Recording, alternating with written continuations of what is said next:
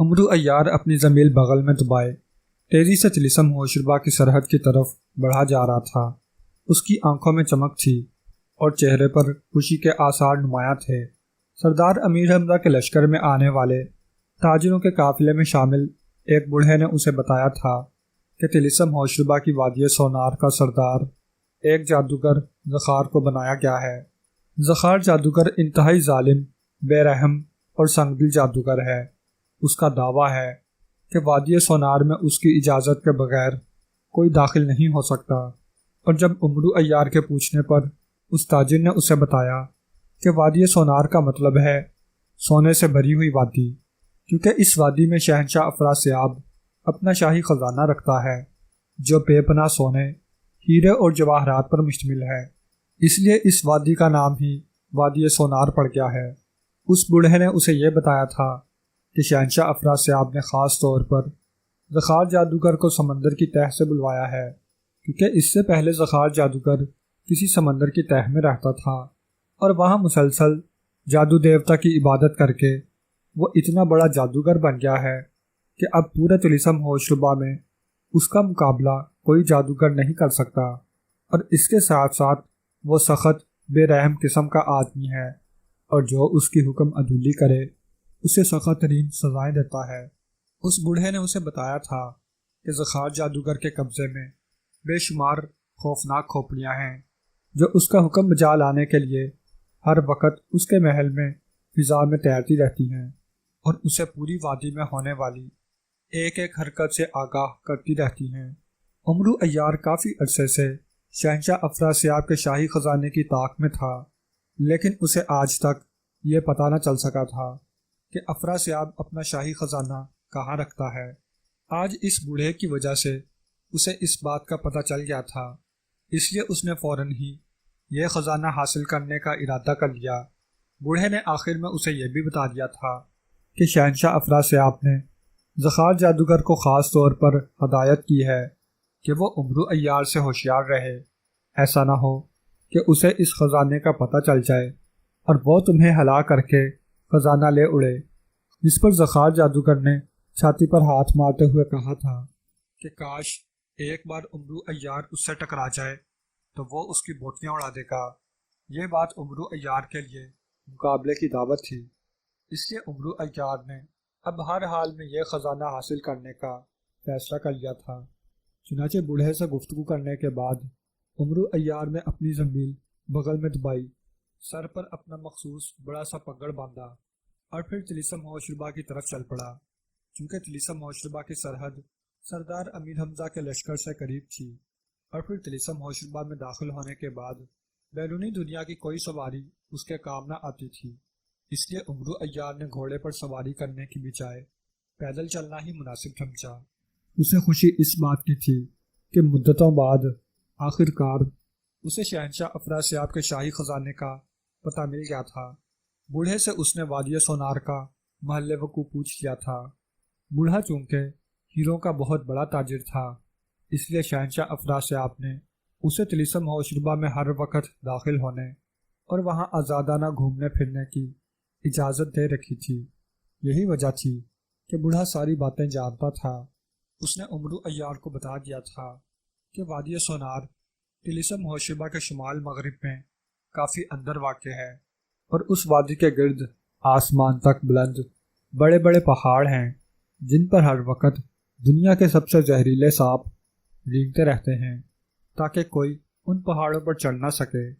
لیکن ظاہر ہے امرو عیار بلا شاہی خزانے کے مقابلے میں ان سانپوں کی کہاں پرواہ کرنے والا تھا، اس لیے وہ تیز تیز قدم اٹھاتا طلسم ہوشربا کی سرحد کی طرف بڑھا چلا جا رہا تھا۔ طلسم ہوشربا کی سرحد کے قریب پہنچ کر وہ رک گیا۔ اس نے اپنی ضمیل میں سے روغن عیاری نکالا اور پھر ایک جھاڑی کی آڑ میں ہو کر اس نے اپنے چہرے پر روغن عیاری مل کر اپنا حلیہ تبدیل کر لیا۔ اب وہ اس بوڑھے تاجر کے روپ میں تھا جس نے اسے یہ ساری باتیں بتائی تھیں۔ چونکہ امرو عیار کو معلوم ہو چکا تھا کہ اس بوڑھے تاجر کو طلسم ہوشربا میں داخل ہونے اور آزادی سے گھومنے پھرنے کی اجازت ملی ہوئی ہے، اس لیے اس کے عیار ذہن نے فوراً ہی یہ فیصلہ کر لیا کہ وہ اس بوڑھے تاجر کے حلیے میں ہی طلسم ہوشربا میں داخل ہو سکے گا تاکہ اسے کوئی روک نہ سکے۔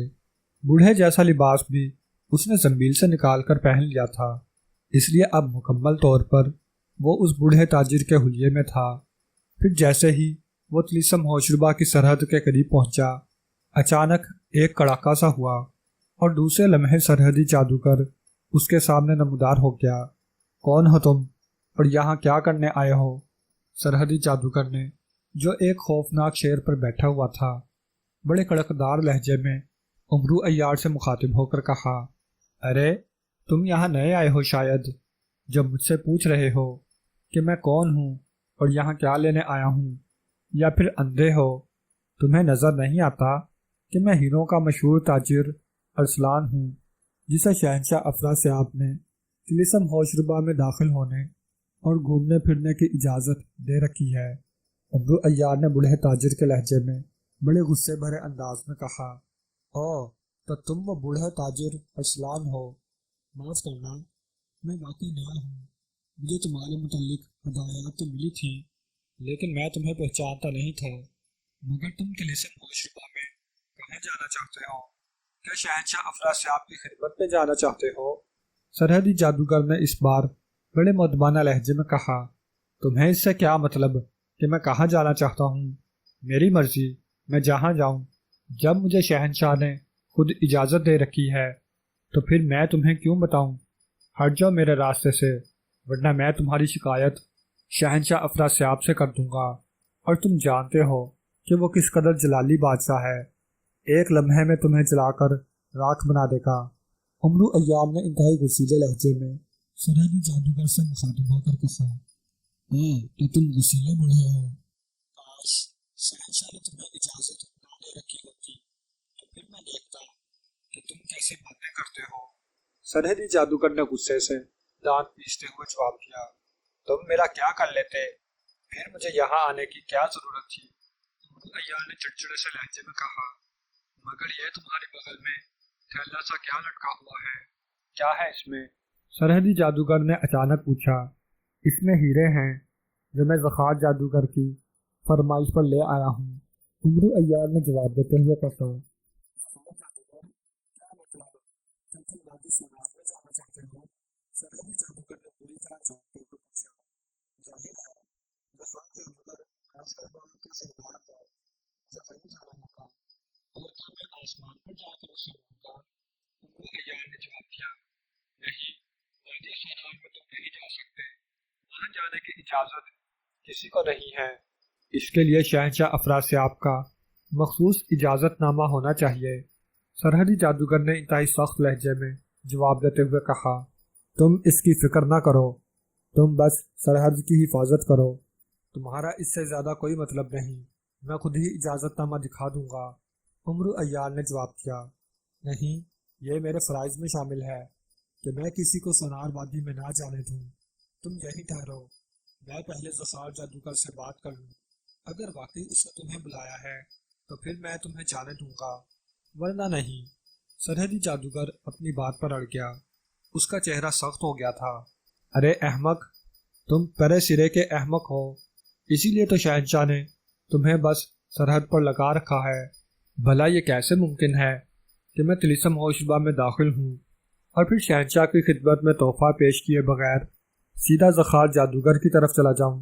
اس طرح طلسم ہوشربا کے شہنشاہ کی توہین ہو جائے گی، اس لیے پہلے میں شہنشاہ افراسیاب کی خدمت میں حاضری دوں گا اور پھر انہیں تحفہ پیش کر کے ان سے اجازت لے کر زخار جادوگر کے پاس جاؤں گا۔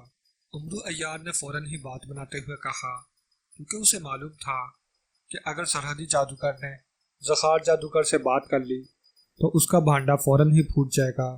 ہاں واقعی مجھے اس کا تو خیال ہی نہ آیا تھا، لیکن بوڑھے میاں، اگر میں تمہیں سرحد پار کرنے کی اجازت ہی نہ دوں تو تم کیسے جا کر شہنشاہ کو تحفہ دو گے؟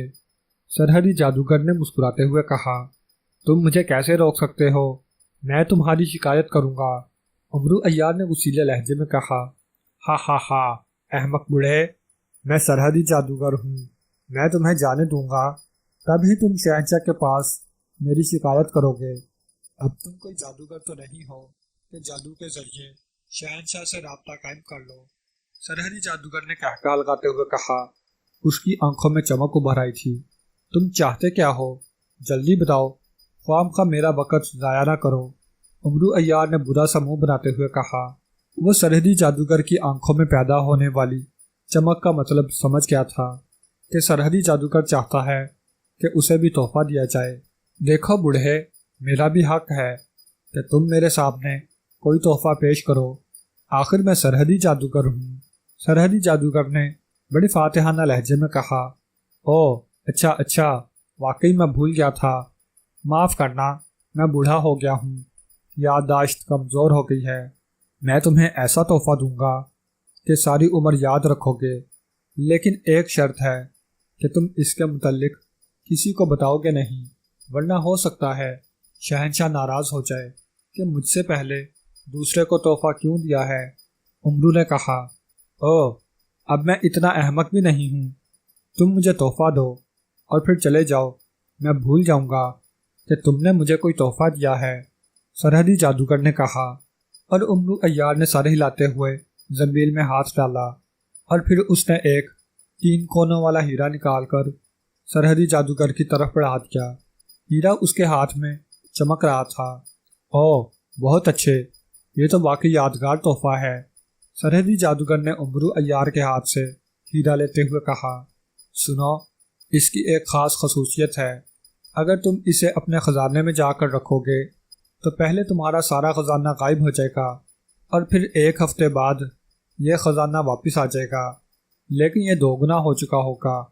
इस तरह हर माह तुम्हारा ख़जाना 1 हफ़्ते के लिए गायब हो जाया करेगा और फिर पहले से 2 गुना होकर वापस आ जाया करेगा। इस तरह 2-3 साल बाद तुम तिलिस्म होशरुबा के सबसे अमीर जादूगर बन जाओगे, अमीर तरीन। उमरू अय्यार ने उसे समझाते हुए कहा। ओह वाकई अगर ऐसा हो जाए तो मज़ा ना आ जाए, सरहदी जादूगर ने खुशी से उछलते हुए कहा। मगर ख़जाने में इस हीरे को रखने का एक ख़ास तरीका है। अगर उस तरीके से ना रखा गया तो यह ख़जाना 2 गुना ना होगा। उमरू ने कहा। अच्छा, क्या तरीका है, जल्दी बताओ, सरहदी जादूगर ने पूछा। ऐसे तुम्हें समझ नहीं आएगा। तुम ऐसा करो, मुझे अपने साथ ले चलो, मैं इसे तुम्हारे सामने रख कर दिखाऊंगा ताकि तुम अच्छी तरह समझ जाओ। उमरू अय्यार ने उसे चक्कर देते हुए कहा। ओह ठीक है, अच्छा आओ मेरे साथ, सरहदी जादूगर ने कहा। और फिर उसने उमरू अय्यार को अपने पीछे शेर की पुश्त पर बिठा लिया और शेर उसके इशारे पर सरहद के अंदर दाखिल होकर एक तरफ भागता चला गया, जहाँ एक छोटा सा महल नजर आ रहा था। यह सरहदी जादूगर की रिहाइशगाह थी और उमरू अय्यार दिल ही दिल में सोच रहा था कि बेटा, ऐसा खजाना 2 गुना होगा कि सारी उम्र हाथ मलते रह जाओगे। तोहफा मांग रहे थे, और किससे? उमरू अय्यार से, अय्यारे ज़मा से। देता हूँ तुम्हें तोहफा। शेर दौड़ता हुआ उस महल के अंदर दाखिल हुआ और फिर एक बरामदे के सामने जाकर रुक गया। सरहदी जादूगर नीचे उतर आया, उमरू भी नीचे उतरा और शेर तेजी से दौड़ता हुआ आगे बढ़ गया। आओ मेरे साथ, सरहदी जादूगर ने मुड़कर उमरू अय्यार से कहा और उमरू ने बड़ी फर्मा बरदारी से सर हिला दिया और फिर आगे पीछे चलते हुए वो मुख्तलिफ कमरों से गुजरकर एक छोटे से कमरे में दाखिल हुए। सरहदी जादूगर ने वहां पहुंचकर अपने दोनों हाथ हवा में उठाए और फिर तेजी से एक मंत्र पढ़ना शुरू कर दिया। दूसरे लम्हे एक धमाका सा हुआ और कमरे का फर्श दरमियान से फट गया। अब नीचे जाती हुई सीढ़ियां साफ नजर आ रही थीं। खजाने को छुपाने के लिए तुमने बड़ा अच्छा इंतजाम कर रखा है, तुम बहुत अक्लमंद नजर आते हो, उमरू अय्यार ने उसकी तारीफ करते हुए कहा। यह खजाना मेरी सारी उम्र की कमाई है और मैंने ऐसा इंतजाम कर रखा है कि मेरी इजाज़त के बगैर इसमें मक्खी भी दाखिल नहीं हो सकती, सरहदी जादूगर ने खुशी से फूलते हुए कहा और उमरू अय्यार ने सर हिला दिया। सीढ़ियाँ उतरकर वो नीचे एक बड़े कमरे में पहुंचे जहां बड़े बड़े 10 संदूक पड़े हुए थे। सरहदी जादूगर ने आगे बढ़कर एक संदूक का ढक्कन उठाया तो उमरू चौंक पड़ा। बड़ा सा संदूक पूरा हीरे जवाहरात से भरा हुआ था और फिर सरहदी जादूगर ने बारी बारी सब संदूकों के ढक्कन उठा दिए और उमरू अय्यार का दिल خوشی سے بے اختیار اچھلنے لگا۔ اس نے تو یہی سمجھا تھا کہ سرحدی جادوگر کے پاس بس تھوڑا سا مال ہوگا، لیکن یہاں تو خاصا بڑا خزانہ تھا۔ ہاں، اب رکھو وہ ہیرا تاکہ میرا خزانہ 1 ہفتے بعد 20 صندوقوں کا ہو جائے، سرحدی جادوگر نے کہا۔ لیکن ہیرا تو جس صندوق میں رکھا جائے گا وہی صندوق ہی دوگنا ہوگا، باقی تو ویسے ہی رہ جائیں گے، عمرو عیار نے کہا۔ او چلو، میں ہر ہفتے اسے دوسرے صندوقوں میں رکھ دیا کروں گا، سرحدی جادوگر نے سوچتے ہوئے کہا۔ لیکن اس طرح ان صندوقوں کو دوگنا ہونے میں 25-30 ہفتے لگ جائیں گے، جبکہ اگر سارا خزانہ ہر ہفتے دوگنا ہو جائے تو 20-25 ہفتوں میں کتنے صندوق بن جائیں گے، عمرو عیار نے کہا۔ ارے تو پھر میں کیا کروں؟ یا تو مجھے 9 ہیرے اور دے دو، سرحدی جادوگر نے الجھے ہوئے لہجے میں کہا۔ پاگل ہو گئے ہو؟ یہ دنیا کا نایاب ترین ہیرا ہے، اس کے پیچھے تو بڑے بڑے بادشاہ پاگل ہو رہے ہیں، اور تم کہتے ہو 9 ہیرے اور دے دوں؟ عمرو عیار نے بھی اسی لہجے میں کہا۔ ہاں واقعی، لیکن پھر کیا کیا جائے؟ سرحدی جادوگر نے کہا۔ اس کا ایک حل اور ہے، اگر تم چاہو تو، عمرو عیار نے بڑے معصوم سے لہجے میں کہا۔ کیا حل ہے؟ جلدی بتاؤ، سرحدی جادوگر نے اشتیاق آمیز لہجے میں پوچھا۔ تم یہ سارا خزانہ ان صندوقوں سے نکال کر کمرے کے فرش پر ڈھیر کر دو، پھر میں اس ڈھیر میں یہ ہیرا رکھ دوں گا اور سارا ڈھیر ہی دوگنا ہو جائے گا، عمرو نے تجویز بتائی، اور سرحدی جادوگر خوشی کے مارے اچھل پڑا۔ واہ واہ، کتنی آسان ترکیب بتائی ہے تم نے، واہ مزہ آ گیا، سرحدی جادوگر نے خوشی سے تقریباً ناچتے ہوئے کہا، اور پھر اس نے جلدی جلدی صندوقوں سے ہیرے جواہرات، اشرفیاں، سونے کی اینٹیں وغیرہ نکال کر فرش پر ڈھیر کرنا شروع کر دی۔ عمرو عیار خاموش کھڑا رہا۔ تم بھی میرا ہاتھ بٹاؤ، ایک صندوق خالی کرنے کے بعد سرحدی جادوگر نے کہا۔ میں تو بوڑھا آدمی ہوں، یہ مشقت کا کام میرے بس سے باہر ہے، اور پھر خزانہ تمہارا دوگنا ہونا ہے، اس کے لیے اگر ذرا سی محنت کر لو گے تو نقصان میں نہ رہو گے، عمرو عیار نے کوڑا سا جواب دیتے ہوئے کہا۔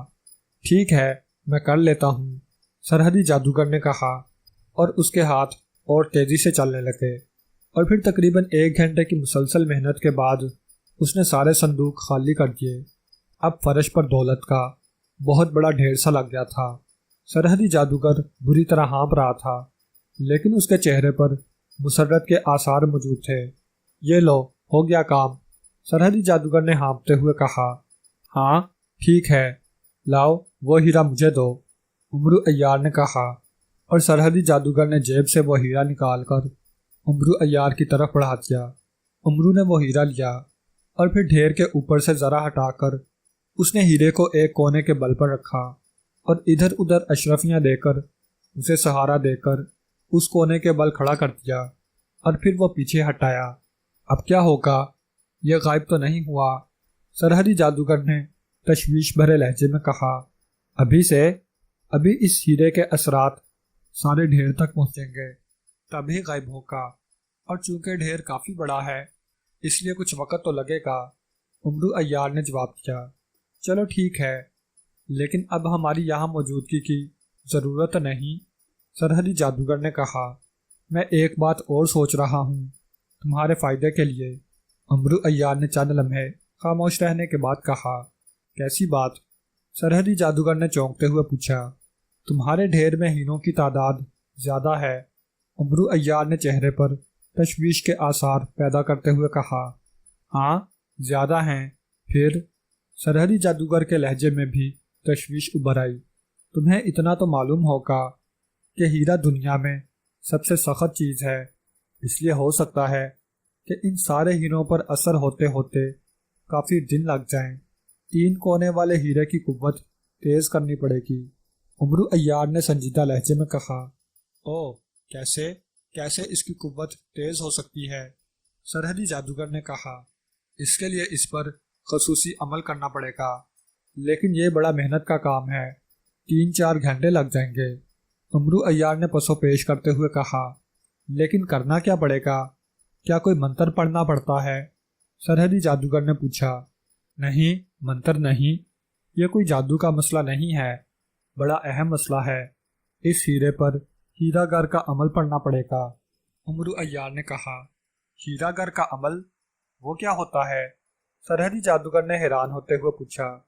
ہوتا ہے ایک عمل، تمہیں نہیں بتایا جا سکتا، عمرو عیار نے منہ بناتے ہوئے کہا۔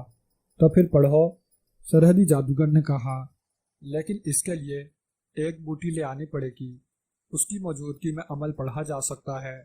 عمرو عیار نے کہا، کون سی بوٹی، کہاں ملے گی؟ سرحدی جادوگر نے پوچھا۔ سرحد سے پار سرخ رنگ کی ایک پہاڑی دیکھی ہوئی ہے تم نے؟ عمرو عیار نے کہا، ہاں دیکھی ہوئی ہے، سرحد سے کافی دور ہے۔ سرحدی جادوگر نے جواب دیا، وہاں تک تمہیں پیدل جانا پڑے گا۔ اس پہاڑی پر زرد پتے اور نیلے پھولوں والی ایک بوٹی ہے، وہ تمہیں لے آنی پڑے گی، اور اس کا طریقہ بھی ہے کہ میں یہاں عمل پڑھنا شروع کر دوں اور تم پیدل چلنا شروع کر دو، لیکن زیادہ سے زیادہ 2 گھنٹوں کے اندر تم بوٹی لے کر واپس یہاں پہنچ جاؤ۔ اگر تمہیں ایک لمحہ بھی دیر ہو گئی تو سارا اثر ختم ہو جائے گا۔ جیسے ہی تم بوٹی لے کر یہاں پہنچو گے، اس ہیرے کی قوت 2 گنی ہو جائے گی اور پورا ڈھیر غائب ہو جائے گا، اور پھر 1 ہفتے کی بجائے 3 روز بعد 2 گنا ہو کر ظاہر ہوگا، اور پھر ہمیشہ کے لیے 3 روز میں 2 گنا ہو جایا کرے گا۔ اب تم خود سوچو کہ کتنا فائدہ ہوگا تمہیں۔ عمرو عیار نے اسے چکر دیتے ہوئے کہا، اچھا چلو میں یہ بھی کر لیتا ہوں، مجھے یقین ہے کہ میں 2 گھنٹوں کے اندر وہ بوٹی لے کر یہاں پہنچ جاؤں گا۔ سرحدی جادوگر نے لالچ میں آ کر بغیر سوچے سمجھے کہا، لیکن تم مجھے یہاں اکیلے کیسے چھوڑ سکتے ہو؟ ایسا نہ ہو کہ میں تمہارا خزانہ ہی اٹھا کر بھاگ جاؤں۔ عمرو عیار نے اسے اور زیادہ پکا کرتے ہوئے کہا، تم بوڑھے آدمی اتنا بڑا خزانہ کیسے اٹھا سکتے ہو؟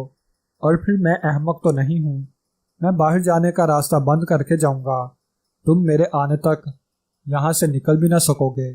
سرحدی جادوگر نے فوراً جواب دیتے ہوئے کہا، چلو ٹھیک ہے، اس طرح تمہیں بھی اطمینان رہے گا اور میں بھی مداخلت کیے بغیر عمل پڑھ سکوں گا۔ پھر کیا خیال ہے، شروع کروں عمل؟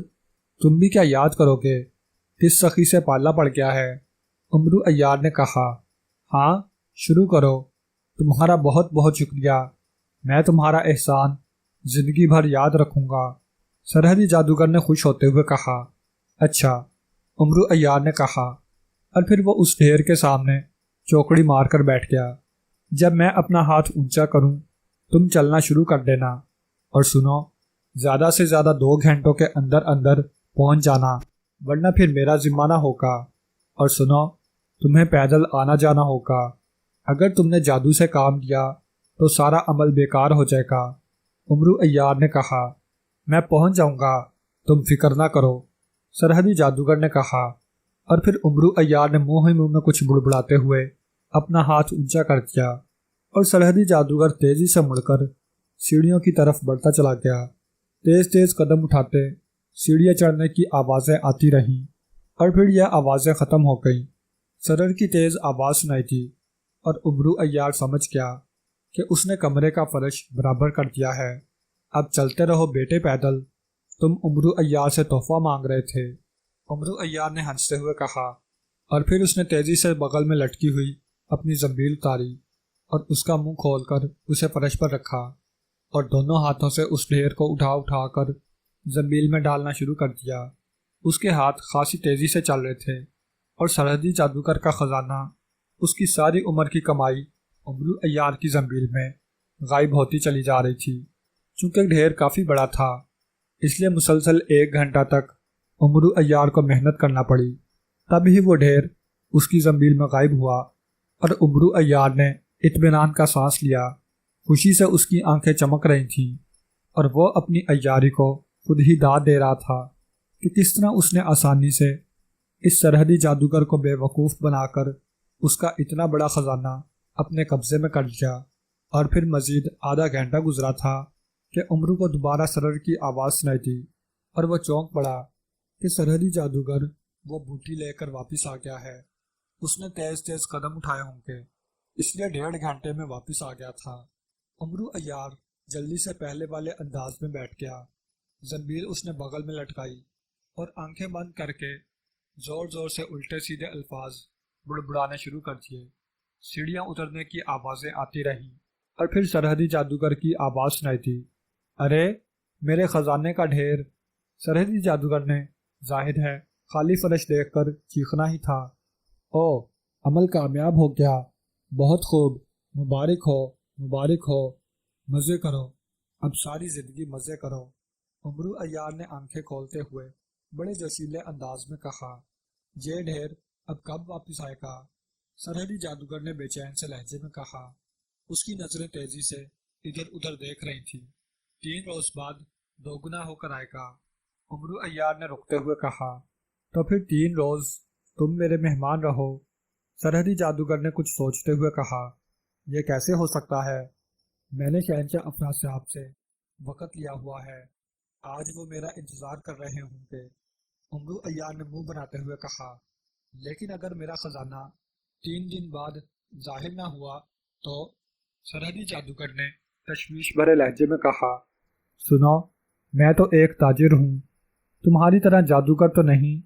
اگر تم چاہو تو اپنا ہر طرح سے اطمینان کر کے دیکھ لو، میری تلاشی لینا چاہو تو میں حاضر ہوں۔ ویسے بھی تمہارا اتنا بڑا خزانہ میں کیسے چھپا سکتا ہوں، اور اگر چھپانا بھی چاہوں تو کہاں چھپا سکتا ہوں؟ ایک بات، دوسری یہ کہ میں یہاں سے باہر نکل ہی نہ سکتا تھا، اور اگر نکلتا بھی تو میں اتنا بڑا خزانہ کہاں لے جاتا؟ یہ میرا تھیلا ہے، اسے بھی دیکھ لو، ہو سکتا ہے میں نے تمہارا سارا خزانہ جو 10 بڑے بڑے صندوقوں میں بھرا تھا اس چھوٹے سے تھیلے میں چھپا لیا ہو۔ عمرو عیار نے کہا، تم مجھے پاگل سمجھتے ہو؟ اتنا بڑا خزانہ بھلا اس تھیلے میں کیسے آ سکتا ہے؟ اور پھر اتنا بڑا خزانہ اٹھا کر تو 2 گدھے بھی نہیں کھڑے ہو سکتے، تم کیسے کھڑے ہو سکتے ہو؟ لیکن بس میرا دل مطمئن نہیں ہے، مجھے وہم سا پڑ رہا ہے۔ سرحدی جادوگر نے جواب دیا، وہم کا علاج تو دنیا کے سب سے بڑے حکیم، میرا مطلب ہے حکیم لقمان کے پاس بھی نہ تھا۔ اور اگر تم یہ سوچ رہے ہو کہ میں نے جادو کی مدد سے تمہارا خزانہ غائب کر دیا ہے تو تم خود جادوگر ہو، جادو کی مدد سے اپنی تسلی کر لو۔ اور آخری بات یہ کہ آخر میں نے واپس تو اسی سرحد سے ہو کر باہر جانا ہے، پھر تم گھبراتے کیوں ہو؟ عمرو عیار نے اسے تسلی دیتے ہوئے کہا، ہاں ٹھیک ہے، تم نے واپس تو ادھر سے ہی جانا ہے، اگر میرا خزانہ ظاہر نہ ہوا تو پھر میں دیکھوں گا کہ تم یہاں سے کیسے صحیح سلامت باہر جاتے ہو۔ سرحدی جادوگر نے مطمئن ہوتے ہوئے کہا، اور پھر اس نے عمرو عیار کو اپنے پیچھے آنے کا اشارہ کیا، اور وہ دونوں سیڑھیاں چڑھتے ہوئے اوپر پہنچے۔ کمرے کا فرش سرحدی جادوگر کے اشارہ پر درمیان سے ہٹ گیا، اور پھر ان دونوں کے اوپر پہنچتے ہی برابر ہو گیا۔ اچھا، اب مجھے اجازت دو، شہنشاہ افراسیاب میرا انتظار کر رہا ہوگا۔ عمرو عیار نے سرحدی جادوگر سے اجازت مانگتے ہوئے کہا، ہاں ٹھیک ہے، جاؤ، شہنشاہ کی وجہ سے میں تمہیں روک تو نہیں سکتا، لیکن یاد رکھنا اگر تم نے میرے ساتھ کسی قسم کا بھی دھوکہ کیا تو پھر تمہاری زندگی بہرحال اس دھوکے سے ختم ہو جائے گی۔ سرحدی جادوگر نے کہا، حوصلہ رکھو، آخر خزانہ نے 2 گنا ہونا ہے، ابھی سے کیوں گھبرا گئے ہو؟ دولت مند بننا آسان تو نہیں ہوتا۔ عمرو عیار نے اسے تسلی دیتے ہوئے کہا، ٹھیک ہے، دیکھ لوں گا۔ سرحدی جادوگر نے سر ہلاتے ہوئے جواب دیا، اور عمرو عیار مسکراتا ہوا اس کے محل کے بیرونی دروازے کی طرف چل پڑا۔ پھر اسے کچھ خیال آیا تو وہ مڑا اور سرحدی جادوگر سے مخاطب ہو کر بولا، سرحدی جادوگر، جب تمہارا خزانہ 2 گنا ہو جائے اور پھر اسی طرح 2 گنا ہوتا چلا جائے گا تو کیا تم وہ ہیرا مجھے واپس کرو گے؟ عمرو نے کہا، وہ ہیرا؟ ارے نہیں، تحفہ بھی کبھی واپس لیا جاتا ہے، وہ تو میں کسی صورت واپس نہیں کروں گا۔ سرحدی جادوگر نے جواب دیا، اور عمرو نے دیکھا کہ اس کی اس بات سے سرحدی جادوگر کا لٹکا ہوا چہرہ بالکل بحال ہو گیا، اس کی آنکھوں میں چمک آ گئی تھی۔ عمرو عیار کے اس فکرے سے اس کے دل کو بڑی ڈھارس بندی تھی کہ عمرو عیار جو اپنا ہیرا واپس مانگ رہا ہے، اس کا مطلب ہے کہ بات سچی ہے، اور عمرو عیار نے بھی جان بوجھ کر یہ فکرہ کہا تھا۔ اسے معلوم تھا کہ اس ہیرے کو واپس مانگنے کے بعد سرحدی جادوگر کے دل میں جو شبہ ہوگا وہ ختم ہو جائے گا۔ اسے صرف یہی خطرہ تھا کہ کہیں سرحدی جادوگر اس کی طلسم ہوشبہ میں داخلے کی اطلاع افراسیاب کو نہ دے دے۔ اچھا، پھر ایک مہربانی کرنا، شہنشاہ افراسیاب کو اس تحفے کے بارے میں نہ بتانا، ورنہ وہ مجھے اپنی توہین میں مار ڈالے گا، کیونکہ یہ تحفہ تھا تو اسی کے لائق اور وہ تم سے بھی جبراً چھین لے گا۔ پتہ نہیں تمہاری قسمت تھی کہ میں نے کس خیال کے تحت یہ خاص تحفہ تمہیں دے دیا ہے۔ امرو نے کہا، میں کوئی پاگل ہوں جو کسی کو اس تحفہ کے متعلق بتا دوں گا؟ اور سنو، تم بھی نہ بتانا، میرا خزانہ دوگنا ہو گیا تو میں تمہیں انعام دوں گا۔ سرحدی جادوگر نے امرو عیار کی توقع کے عین مطابق جواب دیا، اور امرو عیار مطمئن ہو کر سر ہلاتا ہوا محل سے باہر نکل آیا۔ اب اسے یقین تھا کہ اس کی آمد کی اطلاع شہنشاہ افراسیاب تک نہ پہنچے گی۔ محل سے باہر آ کر وہ کچھ دور تو پیدل چلتا رہا، پھر اس نے اپنا رخ اس طرف کو کر لیا جدھر وادی سونار تھی۔ وہ اب جلد از جلد زخار جادوگر سے مقابلہ کر کے طلسم ہوشربا کا سارا خزانہ حاصل کرنا چاہتا تھا، چونکہ وہ اس بوڑھے تاجر کے روپ میں تھا اور اس تاجر کو طلسم ہوشربا کا ہر جادوگر اچھی طرح جانتا تھا۔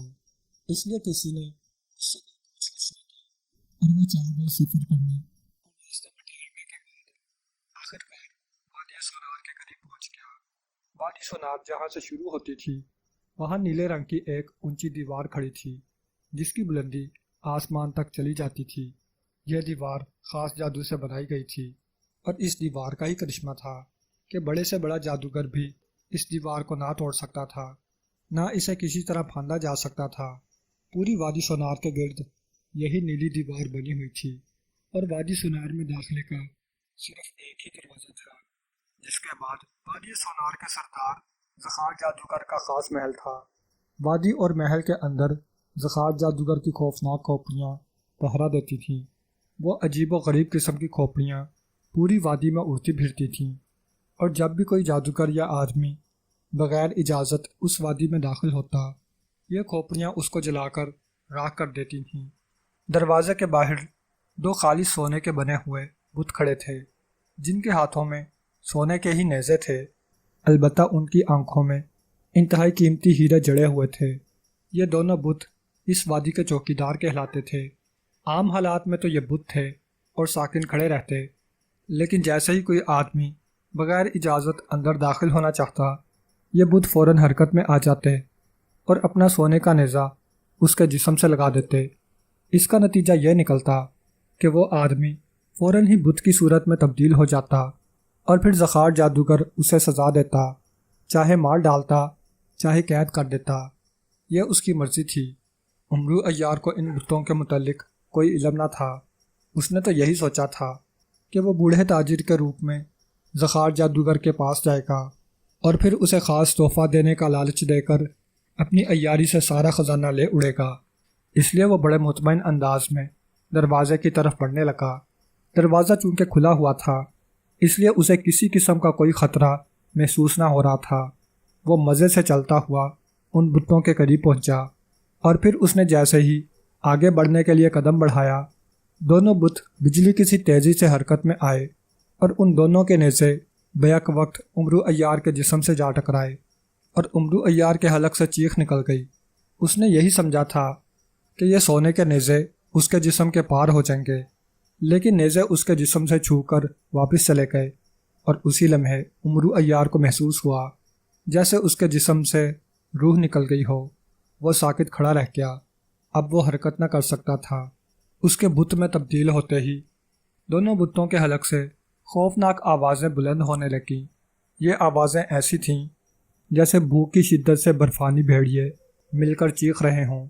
دوسرے لمحے وادی کے اندر سے دوڑتے ہوئے قدموں کی آوازیں سنائی تھیں، اور پھر 2 بوڑھے دروازے سے ظاہر ہوئے۔ ان میں سے ایک کی داڑھی اتنی لمبی تھی کہ زمین تک پہنچ کر بھی جھاڑو کی طرح کافی آگے تک گھسٹ رہی تھی، جبکہ دوسرا عام سا جادوگر تھا۔ ان دونوں نے باہر آ کر حیرت بھرے انداز میں امرو عیار کو دیکھا، اور بوڑھے کے ساتھ دوسرے جادوگر نے لپک کر امرو عیار کو اٹھا کر کاندھے پر لاتا۔ اس کا انداز ایسا تھا جیسے وہ آٹے کے بھرے ہوئے بورے کو اٹھا رہا ہو۔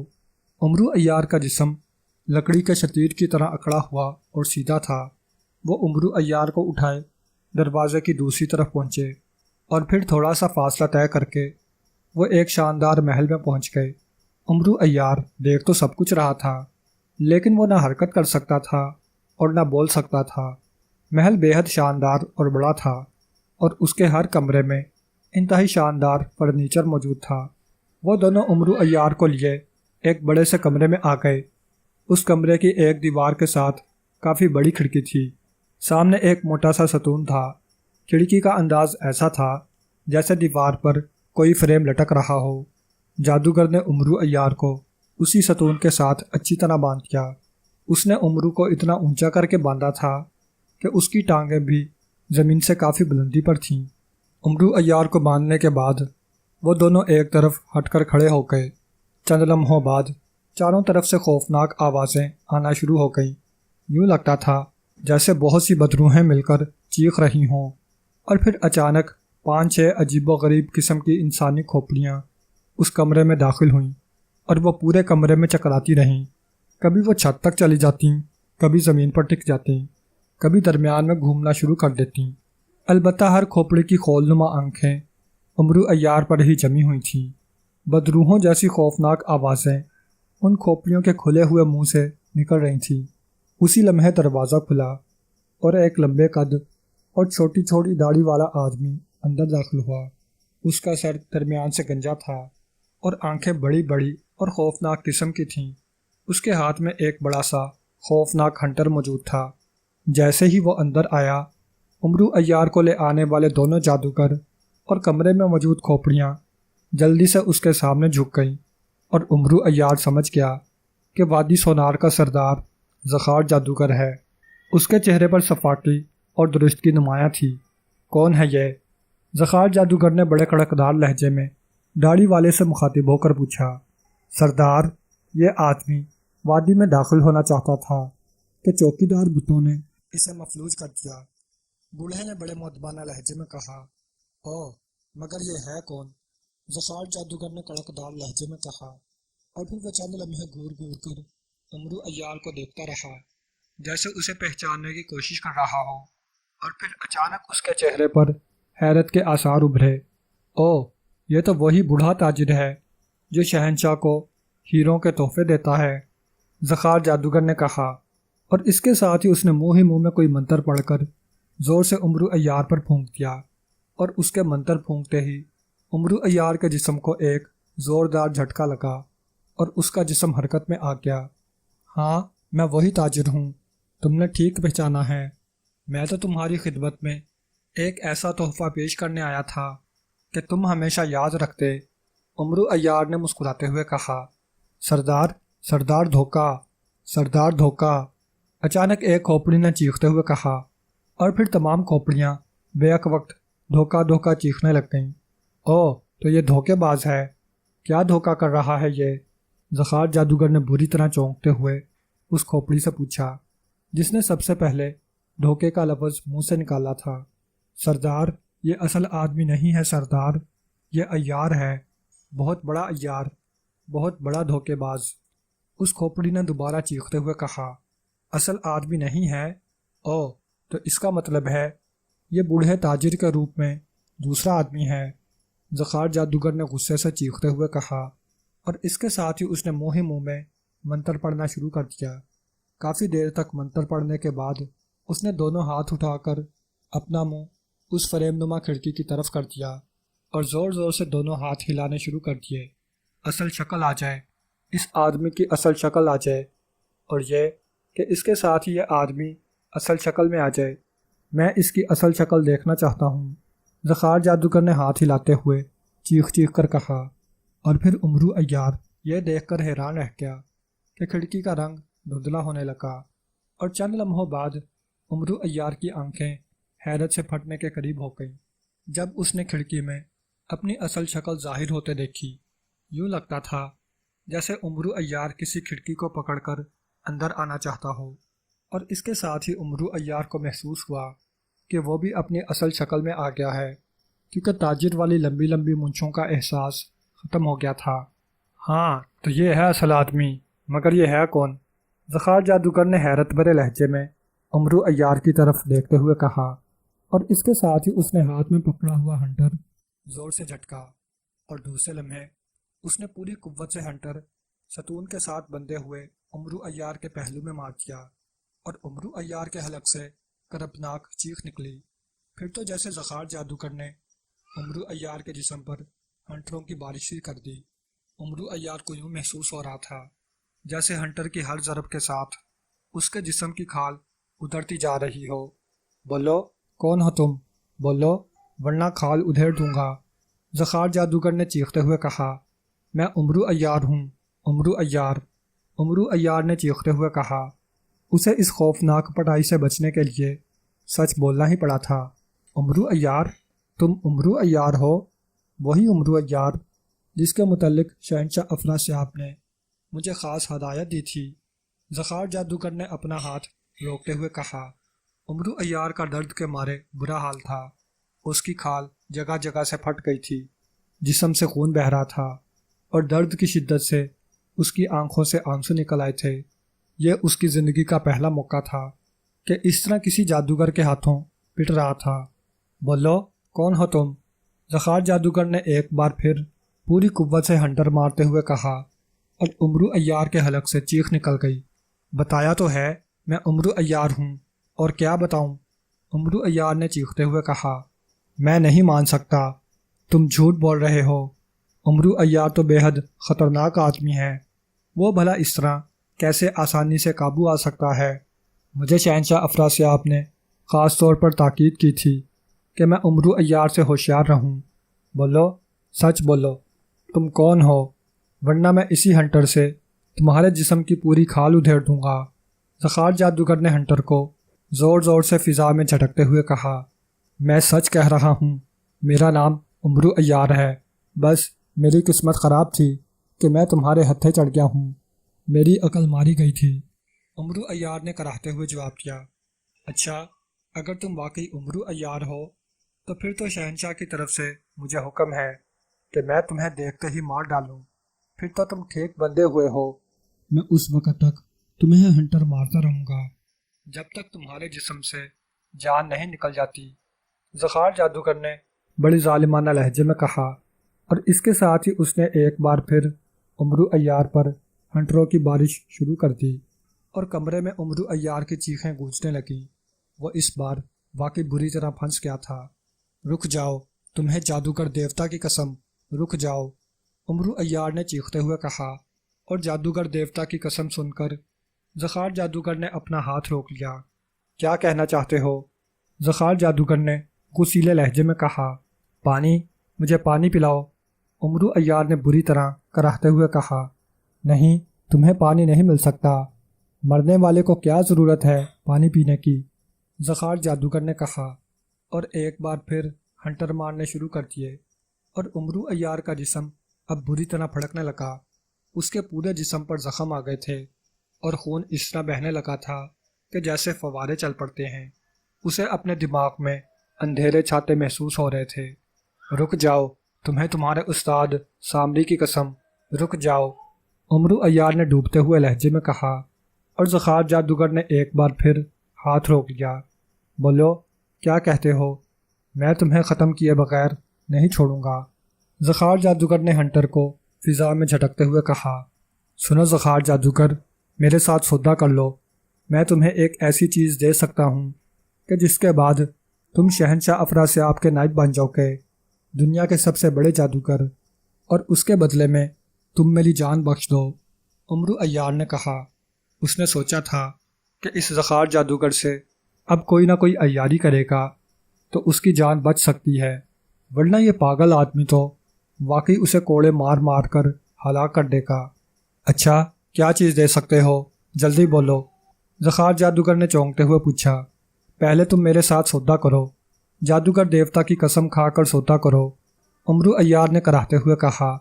نہیں، پہلے تم مجھے بتاؤ، ایسی کون سی چیز ہے تمہارے پاس جس کے بعد میں دنیا کا سب سے بڑا جادوگر بن جاؤں گا، ذخار جادوگر نے سر ہلاتے ہوئے کہا۔ میرے پاس سامری کی کھوپڑی ہے، اصلی کھوپڑی، امرو عیار نے کہا۔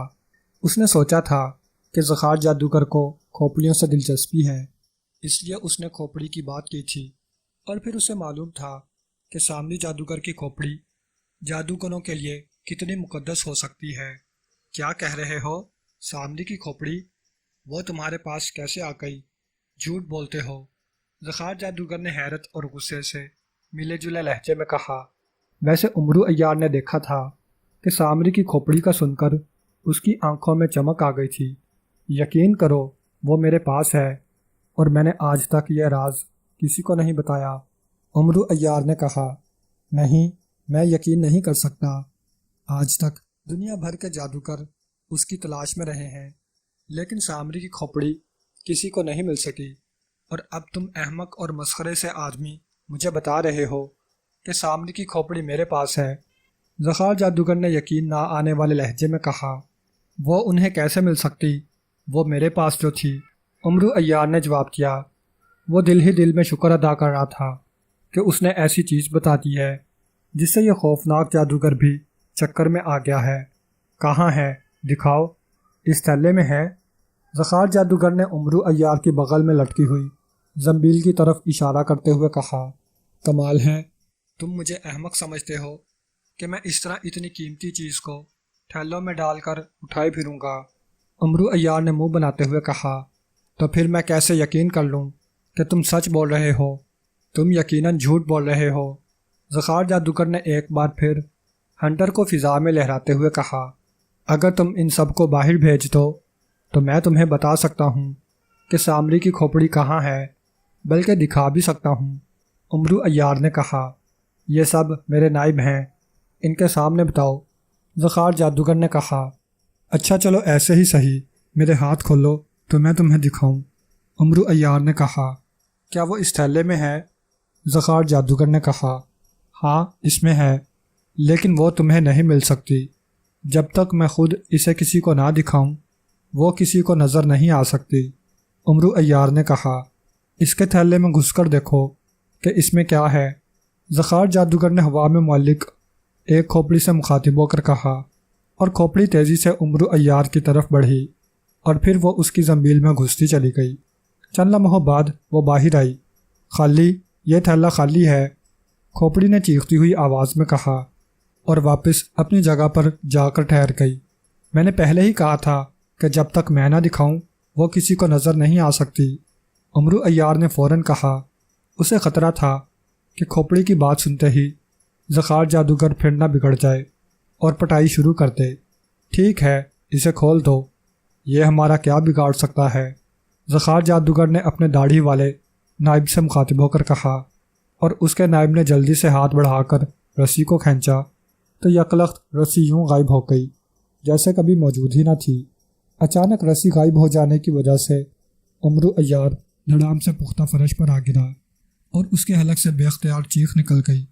ایک تو پہلے ہی اس کا جسم زخموں سے چور تھا، دوسرا پکے فرش پر گرنے سے اسے اور کافی چوٹ آ گئی تھی، اس لیے وہ کچھ دیر تو فرش پر پڑا کراہتا رہا اور پھر وہ اٹھ کر بیٹھ گیا۔ او مجھے پانی پلاؤ ورنہ میں مر جاؤں گا، میری جان نکل جائے گی اور تم ہمیشہ کے لیے سامری کی کھوپڑی سے محروم ہو جاؤ گے، عمرو عیار نے کراہتے ہوئے کہا، اور زخار جادوگر نے اپنا ایک ہاتھ فضا میں لہرایا اور دوسرے لمحے پانی کا ایک گلاس ہوا میں نمودار ہوا اور پھر تیرتا ہوا نیچے اترا اور عمرو عیار کے ہاتھ میں آ گیا۔ عمرو عیار نے گٹاگٹ پانی پینا شروع کر دیا۔ میرے جسم سے خون نکل رہا ہے، میں ویسے بھی بوڑھا آدمی ہوں، اگر کچھ دیر اور خون نکل گیا تو میں مر جاؤں گا اور پھر تم ہمیشہ کے لیے سامری کی کھوپڑی سے محروم ہو جاؤ گے، عمرو نے پانی پیتے ہی دوبارہ کہا۔ تم اب چالاکی نہ دکھاؤ، سیدھی طرح کھوپڑی مجھے دکھاؤ، زخار جادوگر نے ہنٹر کو لہراتے ہوئے غصیلے لہجے میں کہا۔ چالاکی کی بات نہیں، تمہارے جیسے سخت دل جادوگر کے سامنے کوئی چالاکی کر سکتا ہے؟ واقعی میں مر جاؤں گا، اگر تم اجازت دو تو میرے پاس ایک مرہم ہے جسے لگاتے ہی زخم غائب ہو جائیں گے، وہ میں لگا لوں، عمرو نے کہا۔ اچھا تمہارے پاس ایسا مرہم ہے، ٹھیک ہے لگا کر دکھاؤ تاکہ مجھے یقین ہو جائے کہ واقعی تمہارے پاس ایسی چیزیں ہو سکتی ہیں، زخار جادوگر نے اجازت دیتے ہوئے کہا، اور عمرو عیار نے جلدی سے زنبیل میں ہاتھ ڈال کر مرہم سلیمانی کی ڈبیا نکالی اور پھر اس ڈبیا کو کھول کر اس نے مرہم کو زخموں پر لگانا شروع کر دیا۔ جہاں جہاں مرہم لگتا جاتا وہاں سے خون بہنا بند ہونا تو ایک طرف، زخم کا نشان تک غائب ہو جاتا، اور زخار جادوگر حیرت سے اسے دیکھتا رہا۔ اب اس کے چہرے پر یقین کے آثار ابھر آئے تھے۔ تھوڑی دیر بعد عمرو عیار کے جسم پر موجود تمام زخم غائب ہو گئے اور عمرو عیار نے ڈبیا کو بند کر کے واپس زنبیل میں ڈال دیا۔ اب دکھاؤ کھوپڑی، زخار جادوگر نے کہا۔ تمہیں معلوم ہے کہ سامری کی کھوپڑی کتنی مقدس ہوتی ہے؟ عمرو عیار نے ایک سوال کر دیا۔ ہاں مجھے معلوم ہے، وہ انتہائی مقدس ہے، زخار جادوگر نے سر ہلاتے ہوئے کہا۔ تو پھر اس طرح اگر میں اس کی کھوپڑی کو نکال کر دکھا دوں تو سامری کی کھوپڑی کی توہین ہو جائے گی، اور تم جانتے ہو کہ سامری کی کھوپڑی کی توہین کرنے والے پر سامری کا قہر ٹوٹ پڑتا ہے۔ عمرو عیار نے نیا چکر چلاتے ہوئے کہا۔ اب اس کے لہجے میں اطمینان تھا، کیونکہ اب وہ رسیوں کی گرفت سے بھی آزاد ہو چکا تھا، اور زخموں کے ساتھ ساتھ مرہم سلیمانی کی وجہ سے اس کے جسم میں موجود تکلیف بھی غائب ہو چکی تھی۔ تو پھر کیا کرنا پڑے گا؟ زخار جادوگر نے کچھ نہ سمجھتے ہوئے پوچھا۔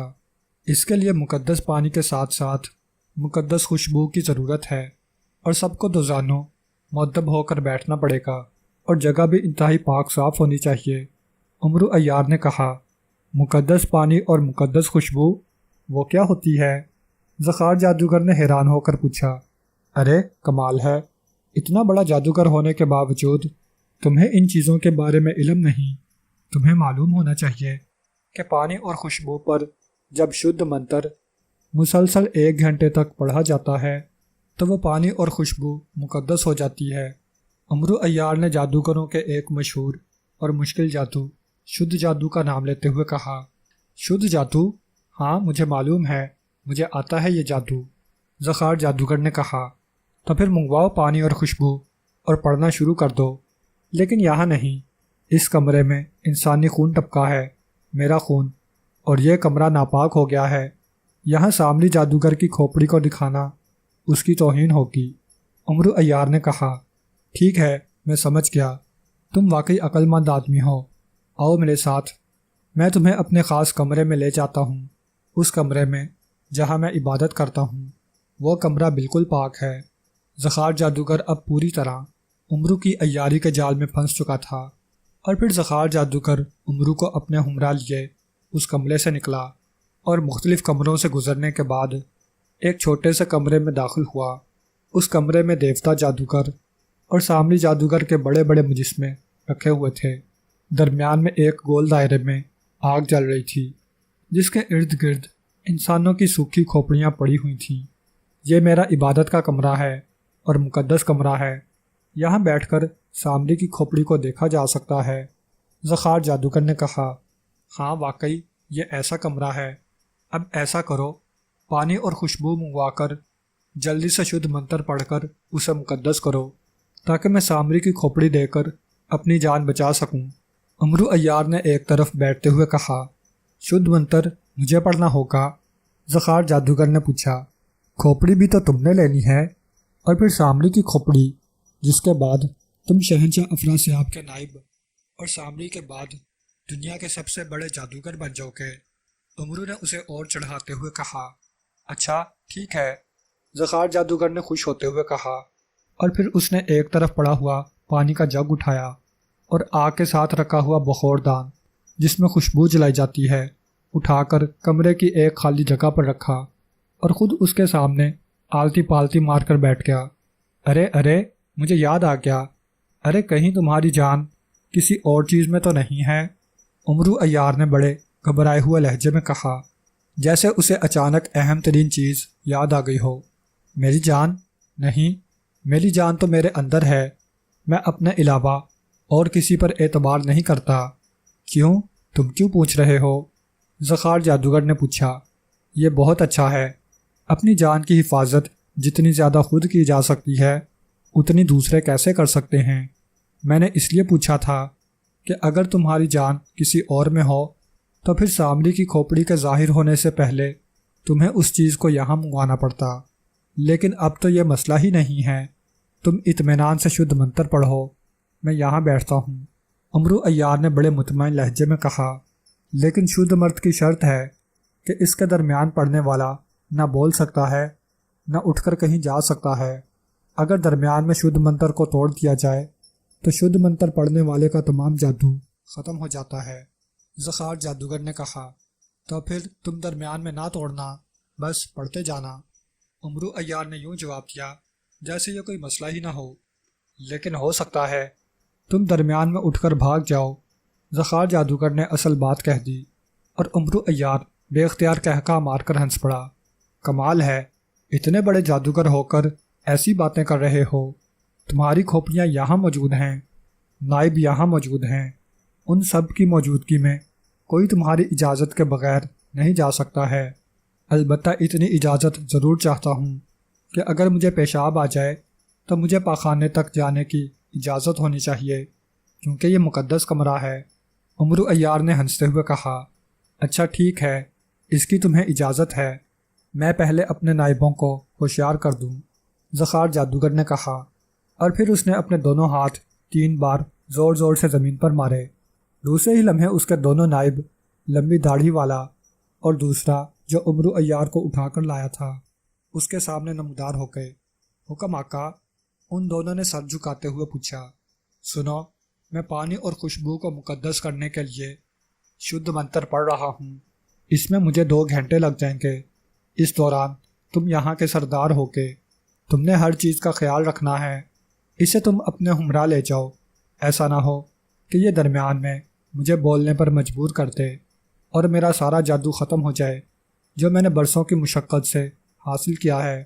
زخار جادوگر نے کہا، مگر سردار، تم خود یہ خطرہ کیوں مول لیتے ہو؟ یہ کسی اور کے ذمہ لگا دو۔ داڑھی والے نائب نے مشورہ دیتے ہوئے کہا، مشورہ دینے کی ضرورت نہیں ہے، سامری کی کھوپڑی میں نے لینی ہے یا کسی اور نے؟ جو میں کہہ رہا ہوں وہ کرو، اس کو اپنے ساتھ لے جاؤ، اور سنو، اسے بھاگنے نہ دینا۔ البتہ پیشاب وغیرہ یہ کرنا چاہے تو اسے اس کی اجازت ہوگی۔ میں کمرے میں بند ہو کر شدھ منتر پڑھوں گا۔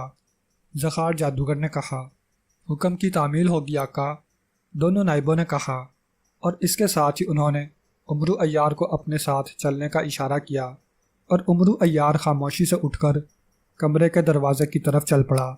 وہ دونوں اس کے ہمراہ تھے۔ جیسے ہی وہ دروازے سے باہر نکلے، دروازہ ایک زوردار دھماکے سے بند ہو گیا۔ آؤ ہمارے ساتھ، ان دونوں نے کہا، اور امرو عیار نے سر ہلا دیا، اور پھر وہ دونوں اسے لے کر ایک اور کمرے میں آئے، اور انہوں نے ایک کرسی پر امرو کو بیٹھنے کا اشارہ کیا، اور امرو کے بیٹھتے ہی وہ دونوں اس کے گرد موجود کرسیوں پر بیٹھ گئے۔ سنو، بھاگنے کی غلطی نہ کرنا، ورنہ ہم تمہیں ایک لمحے میں جلا کر راکھ کر دیں گے۔ داڑھی والے نائب نے بڑے سخت لہجے میں امرو عیار سے مخاطب ہو کر کہا، مجھے کیا ضرورت ہے بھاگنے کی؟ ارے ہاں، اب یہاں ہم فارغ کیوں بیٹھے رہیں؟ کیا تم مجھے اس خوبصورت محل کی سیر نہیں کرا سکتے؟ امرو عیار نے کہا، نہیں، خاموش بیٹھے رہو۔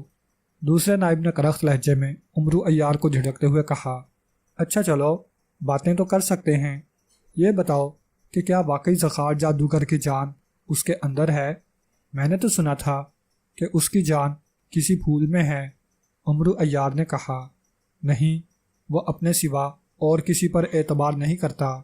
داڑھی والے نے جواب دیا، میں نے سنا ہے کہ یہاں وادی سونار میں طلسم ہوشربا کا خزانہ موجود ہے، اس لیے اسے وادی سونار کہتے ہیں۔ امرو عیار نے کہا، تم نے درست سنا ہے، لیکن وہ خزانہ 7 جادو میں چھپا ہوا ہے، زخار جادوگر بھی اسے حاصل نہیں کر سکتا۔ حاصل کرنا تو ایک طرف، اسے دیکھ بھی نہیں سکتا، کیونکہ وہ 7 جادو توڑنے کسی کے بس میں نہیں ہیں۔ داڑھی والے نائب نے جواب دیا، اور امرو عیار کے چہرے پر مایوسی کے آثار ابھر آئے۔ وہ آیا تو اسی خزانے کے چکر میں تھا، لیکن اب وہ سوچ رہا تھا کہ واقعی طلسم ہوشربا کا شاہی خزانہ اتنا آسان تو نہ ہوگا کہ ہر کوئی اسے حاصل کر سکے۔ اسی لمحے اسے ایک اور خیال آ گیا، زخار جادوگر تو بہت بڑا جادوگر ہے، اس کا اپنا خزانہ بھی تو بہت بڑا ہوگا۔ امرو عیار نے اسی خیال کے تحت پوچھا، ہاں ہے، لیکن تم ان خزانوں کے بارے میں کیوں پوچھ رہے ہو؟ داڑھی والے نے انتہائی کرخت لہجے میں کہا۔ ویسے ہی پوچھ رہا ہوں۔ اچھا چلو چھوڑو، یہ بتاؤ کہ جس کھوپڑی نے سب سے پہلے دھوکے کی بات کی تھی اور میری اصل پہچان لی تھی، وہ کس کی کھوپڑی ہے؟ عمرو عیار نے اس کھوپڑی کے بارے میں پوچھا جس نے سب سے پہلے دھوکے کی رٹ لگا دی تھی۔ وہ جادو توڑ کھوپڑی ہے۔ اس کی موجودگی میں زخار جادوگر کے علاوہ اور کسی کا جادو نہیں چل سکتا، اور وہ فوراً ہر آدمی کی اصل حقیقت تک پہنچ جاتی ہے، اور وہی زخار جادوگر کے ذاتی خزانے کی محافظ ہے۔ دوسرے نائب نے تفصیل بتاتے ہوئے کہا۔ اسے بلاؤ تو صحیح، میں اس سے باتیں کرنا چاہتا ہوں۔ عمرو عیار نے کچھ سوچتے ہوئے کہا، اور داڑھی والے نے منہ میں کچھ پڑھ کر پھونکا تو سائیں کی آواز کے وہی کھوپڑی کمرے میں داخل ہوئی اور ان کے سامنے آ کر رک گئی۔ کیا بات ہے داڑھی والے جادوگر، مجھے کیوں بلایا ہے تم نے؟ کھوپڑی میں سے آواز نکلی۔ جادو توڑ کھوپڑی، یہ آدم زاد تم سے باتیں کرنا چاہتا ہے، داڑھی والے نے کہا۔ جادو توڑ کھوپڑی، تمہیں جادو توڑنے کی طاقت کس نے دی ہے؟ عمرو عیار نے پوچھا۔ زخار جادوگر نے، وہی ہمارا آقا ہے، جادو توڑ کھوپڑی نے کہا۔ بس ٹھیک ہے، میں یہی پوچھنا چاہتا تھا، عمرو عیار نے سر ہلاتے ہوئے جواب دیا، اور کھوپڑی سائیں کی آواز سے دروازے سے باہر نکل گئی۔ مجھے پیشاب آیا ہے، پاخانہ کہاں ہے؟ عمرو عیار نے اچانک کہا۔ آؤ میرے ساتھ، داڑھی والے نے اٹھتے ہوئے کہا، اور پھر وہ اسے لیے ہوئے ایک چھوٹے سے کمرے کے دروازے پر پہنچ گیا۔ یہ ہے پاخانہ، تم اندر جاؤ، میں باہر پہرا دوں گا، داڑھی والے نے کہا۔ سنو، مجھے پیشاب آہستہ آہستہ آتا ہے، اکثر 1 گھنٹہ لگ جاتا ہے۔ اگر درمیان میں کوئی مجھے اٹھا دے تو پھر میں مر بھی سکتا ہوں، اور اگر میں مر گیا تو پھر زخار جادوگر کو سامری کی کھوپڑی نہ ملے گی، اور زخار جادوگر کو جب پتہ چلا کہ تمہاری وجہ سے میں مر گیا ہوں اور اسے کھوپڑی نہیں ملی تو وہ تمہیں جان سے مار دے گا۔ اس لیے جب تک میں خود باہر نہ آؤں تم نے مجھے نہیں بلانا، عمرو عیار نے اسے سمجھاتے ہوئے کہا۔ چلو ٹھیک ہے، مجھے کوئی اعتراض نہیں، چاہے تم 2 گھنٹے اندر بیٹھے رہو، بہرحال میں باہر پہرا تو ضرور دوں گا، داڑھی والے نے سر ہلاتے ہوئے کہا۔ ضرور دو، مجھے کیا اعتراض ہو سکتا ہے، عمرو عیار نے مسکراتے ہوئے کہا، اور پھر وہ تیزی سے اس چھوٹے سے کمرے میں داخل ہو گیا۔ یہ واقعی پاخانہ تھا، لیکن عمرو عیار نے اندر آتے ہی ایک بڑے سے روشن دان کو دیکھ لیا تھا جس سے عمرو عیار آسانی سے باہر نکل سکتا تھا۔ چنانچہ اس نے مڑ کر دروازہ بند کیا، اور اندر سے چٹخنی چڑھا کر اس نے بڑی پھرتی سے زنبیل سے چادر سلیمانی نکالی، اور اسے ایک طرف رکھ کر اس نے زنبیل سے روغن عیاری نکالا اور اسے اپنے چہرے پر ملنا شروع کر دیا۔ اس کا لباس بھی کوڑوں کی ضربات سے پھٹ گیا تھا۔ اس نے اپنا لباس اتار کر زنبیل میں ڈالا، اور پھر اس میں سے زخار جادوگر جیسا لباس نکال کر پہن لیا۔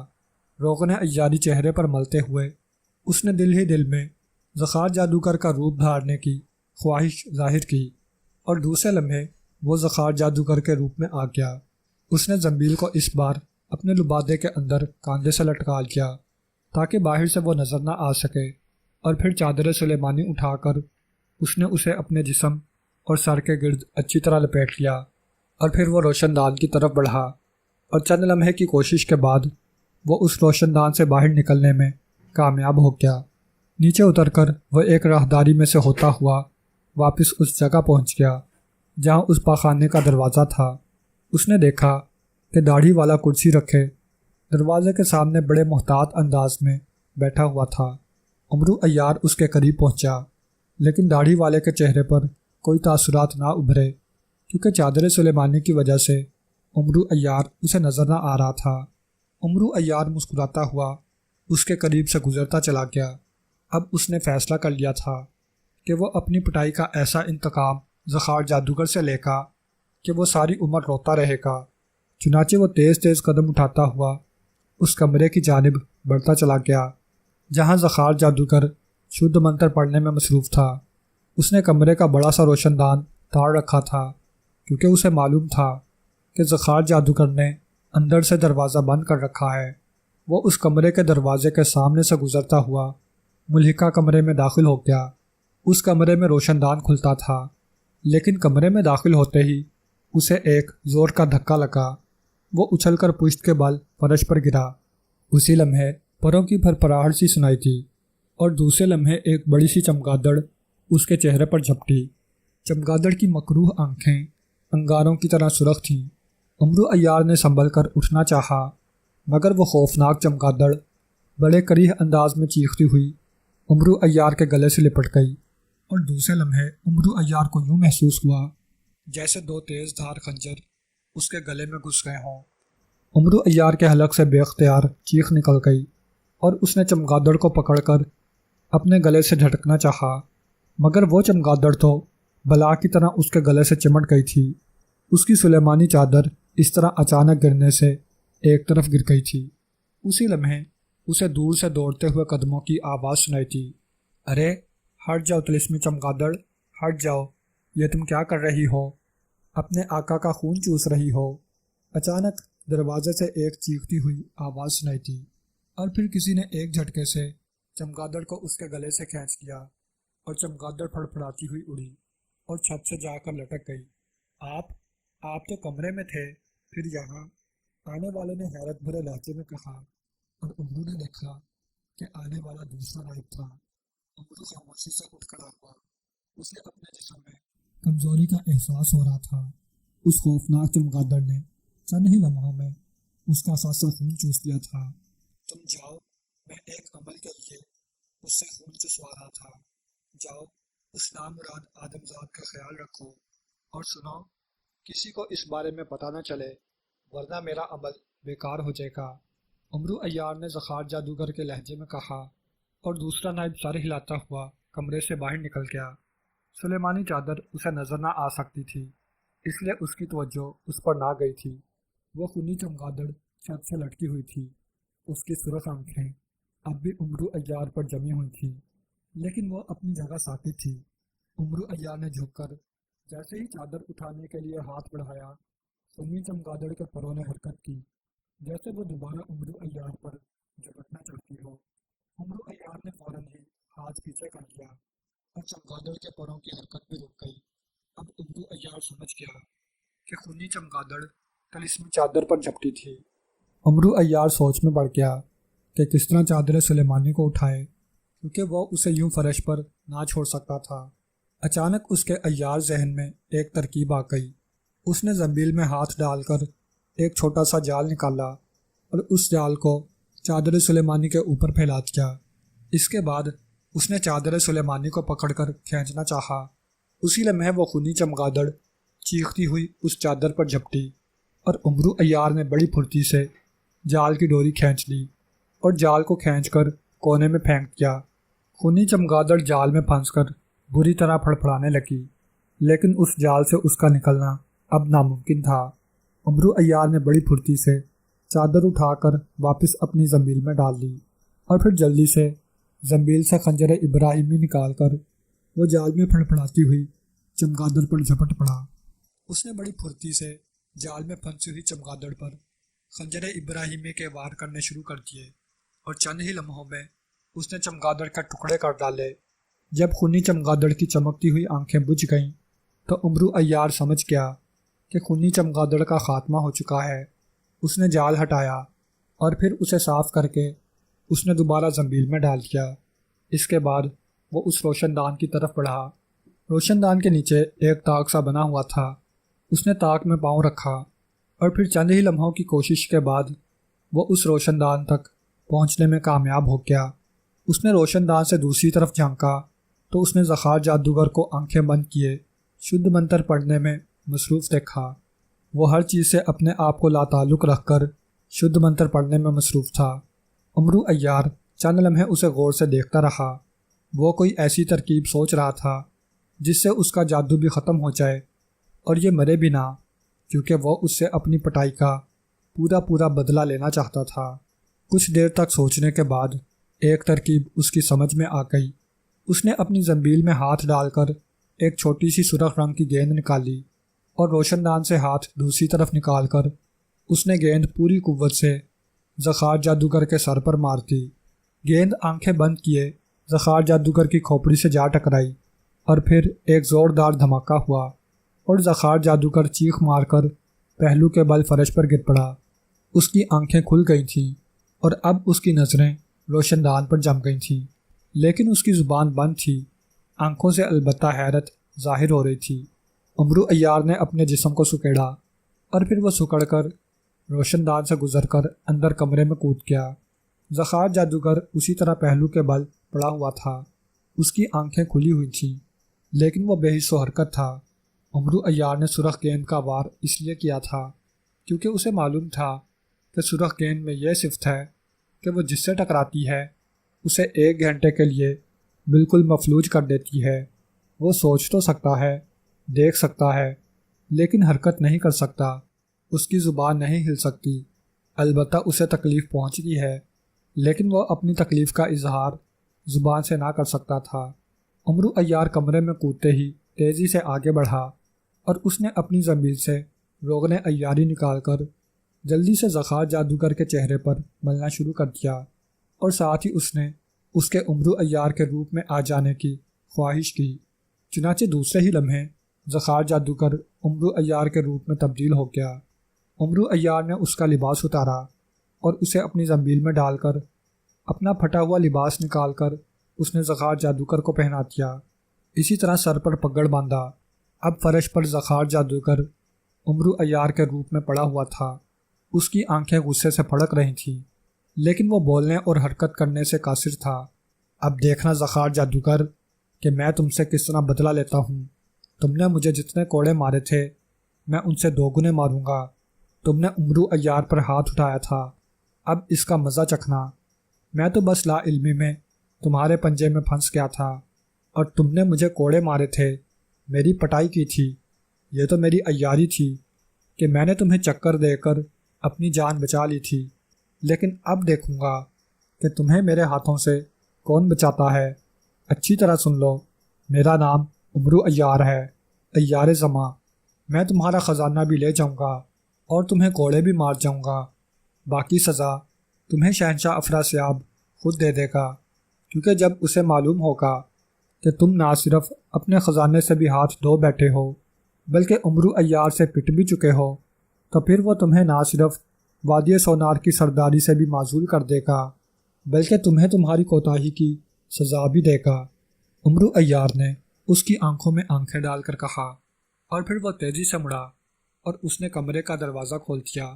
اسے اب ذخار جادوگر سے کوئی خطرہ نہ تھا، کیونکہ اسے معلوم تھا کہ جب تک اس کی زبان حرکت نہ کرے گی وہ کوئی منتر نہیں پڑھ سکتا، اور جب تک وہ منتر نہ پڑھے گا اس کا جادو نہیں چل سکتا۔ دروازہ کھول کر اس نے زور زور سے تالی بجانی شروع کر دی۔ چند لمحوں بعد دوسرا نائب بھاگتا ہوا وہاں پہنچ گیا۔ کہاں مر گئے تھے احمقو؟ اگر میں ہوشیار نہ رہوں تو تم سب کچھ ختم کر بیٹھتے۔ کہاں ہے وہ احمق داڑھی والا؟ عمرو عیار نے ذخار جادوگر کے لہجے میں غصے سے چیختے ہوئے کہا۔ سردار، وہ پاخانہ کے سامنے بیٹھا اس آدمزاد کے باہر نکلنے کا انتظار کر رہا ہے۔ دوسرے نائب نے ادب سے جھکتے ہوئے کہا، کیونکہ دروازے کے سامنے عمرو عیار ذخار جادوگر کے روپ میں کھڑا تھا، اس لیے دوسرے نائب کو اندر کمرے کا حال دکھائی نہ دے رہا تھا۔ بلاؤ اس احمق کو، میں تم دونوں کو سخت سزا دینے کے بارے میں سوچ رہا ہوں۔ وہ آدمزاد تو اس کمرے میں داخل ہو کر مجھ پر حملہ کرنے لگا تھا۔ میں نے اس کا جسم مفلوج نہ کر دیا ہوتا تو وہ نہ جانے کیا کرتا، اور تم احمقوں کی طرح پاخانے کے سامنے بیٹھے اس کا انتظار کر رہے ہو۔ عمرو عیار نے اور زیادہ غصیلے انداز میں چیختے ہوئے کہا، اور دوسرا نائب اس کا حکم سن کر تیزی سے واپس دوڑا، اور پھر چند لمحوں بعد وہ اس داڑھی والے کو ساتھ لے کر واپس آ گیا۔ داڑھی والا بری طرح بوکھلایا ہوا تھا۔ سردار، وہ تو پاخانے میں گیا تھا اور دروازہ ابھی بند ہے۔ پھر وہ یہاں کیسے پہنچ گیا؟ داڑھی والے نے بوکھلائے ہوئے لہجے میں کہا۔ احمق ہو تم، یہ بہت بڑا عیار ہے۔ مجھے شہنشاہ افراسیاب نے بتایا ہے کہ یہ دنیا کا سب سے بڑا عیار ہے۔ اب میں اسے نہ چھوڑوں گا۔ یہ میرا خزانہ حاصل کرنے کے لیے یہاں آیا ہے۔ اب دیکھنا میں اس کا کیا حشر کرتا ہوں۔